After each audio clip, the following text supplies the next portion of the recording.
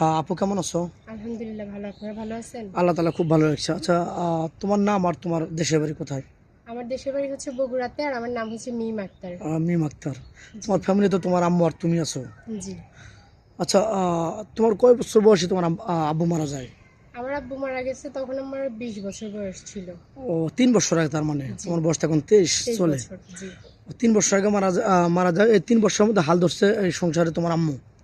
জি, আমার আম্মু চালাচ্ছে সংসার। ও, আর আর তোমার ভাইয়া কতদিন ধরে চলে গেছে তোমার বাড়ি আমার থেকে? ভাইয়া চলে গেছে, আমার আব্বু থাকতেই চলে গেছে। মানে আমার আব্বু অসুস্থ ছিল, আমার আব্বু বেঁচে থাকতে আম্মু একটু একটু কাজকর্ম করতে, এখন আব্বু চলে গেছে। এখন একবারে পুরাটাই আমার মাই চালায়। ও ভাইয়া তো চলে গেছে আমার আব্বু থাকতেই। আচ্ছা, আচ্ছা, তোমার আম্মু এখন কি করতেছে মানে? আমার আম্মু ঘরে টেইলারি কাজ তো, করে। তার নিজের ঘরে টেলার্সের কাজ করতেছে, এটাতে কোনো রকম মা মেয়ে দুজন চলতেছো? জি। সংসারে কোনো অনটন বা অভাব এরকম হয় না? কি বলেন, অনটন অভাব হয় না ভাই? লজ্জার কথা কি বলবো, আমাদের তো এখন খাওয়া পড়াতেই সমস্যা। টেলারি কাজ করে বর্তমান বাজারে গিয়ে দুইটা মানুষ আমরা চলতে পারি বলেন? চলা খুব টাফ হয়ে যায়। অনেক কষ্ট হয়ে যায়। ও আচ্ছা, আচ্ছা, তাহলে তো তুমি চাচ্ছ যে তোমার আম্মুর বোঝাটা হালকা করার জন্য বিয়ের সাথে হইলে পারে। আমি তাহলে চাই তো যে এমন একটা মানুষ আমার দায়িত্ব নেক, যে একটু আমাকেও দেখবে, আমার মাকেও দেখবে। আমাকে দেখলে তো আমার মার একটু হ্যাঁ, সহযোগিতা হ্যাঁ, হয়। আর এখনকার মেয়েদেরকে বিয়ে দিতে গেলে দেখা যায় অনেক টাকা পয়সা লাগে। আমি চাই অবশ্যই।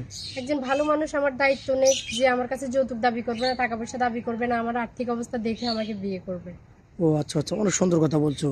তো যাই হোক, অনেক প্রবাসী ভাই আছে তার ওয়াইফ সর্বশান্ত করে চলে গেছে, জি। তোমাকে বিয়ে করে তোমার বাড়িতে রাখতে চায় বা তোমার বাড়িতে বাড়ি করে থাকবে, এরকম কি থাকার মতো একটু ভিটা আছে, সে বাড়ি করে দিবে?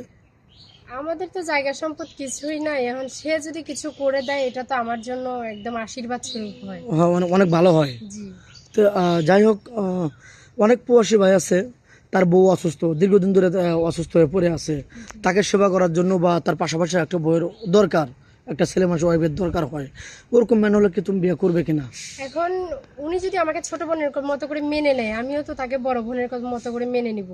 একটা বড় বোন থাকলে আমি তাকে সাহায্য করতাম না, সব অবশ্যই। কাজে হেল্প করতাম না, সেবা করতাম না? জি। তো সে আমাকে মেনে নিলে আমিও তাকে মেনে নিব, অসুবিধা নেই তোমার আমার। কোনো আপত্তি নেই? জি না, আমার কোনো আপত্তি নেই। আচ্ছা, পরে তো আবার বাধা সৃষ্টি করবে না বা অশান্তি করবে না আমি জানি? তো দেখে শুনে যাব, আমি কেন পরে বাধা সৃষ্টি করব বলেন? ও আচ্ছা, যাই হোক, তুমি কি আদৌ ফোন কিনেছো? আমার ফোন নেবে, ফোন কেনার টাকা আছে আমাদের, ফোন কিনবো? আচ্ছা, দুঃখের কথা একটা বলি, তুমি কতদিন ধরে গরু গোস খাও না?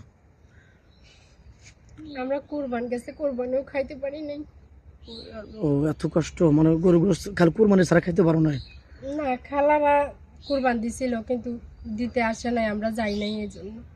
দেখছেন, একটা একটা মেয়ের মনের ভিতরে কতটুকু কষ্ট থাকলে কান্না করে আর দুঃখ করে কথা বলে। সে কোরবানির গোশ ছাড়া সে 1 বছরের ভিতরে গোশ খাইতে পারে নাই, এরকম দুঃখের কথা আর কীভাবে বলবে বলেন মিডিয়াতে এসে? তো যাক, মেয়েটা খুবই অসহায়, খুবই দুঃখের সাথে কথাগুলো বলতেছে। মেয়েটার কোনো ফোন নেই, আমাদের নাম্বার দেওয়া থাকবে, ইউটিউব চ্যানেল কর্তৃপক্ষের নাম্বার দেওয়া থাকবে, কেউ ভিডিও কল দেবেন না, অডিও কল দেবেন, ইমো হোয়াটসঅ্যাপ থাকবে। ভালো থাকবেন, সুস্থ থাকবেন, এই বলে শেষ করে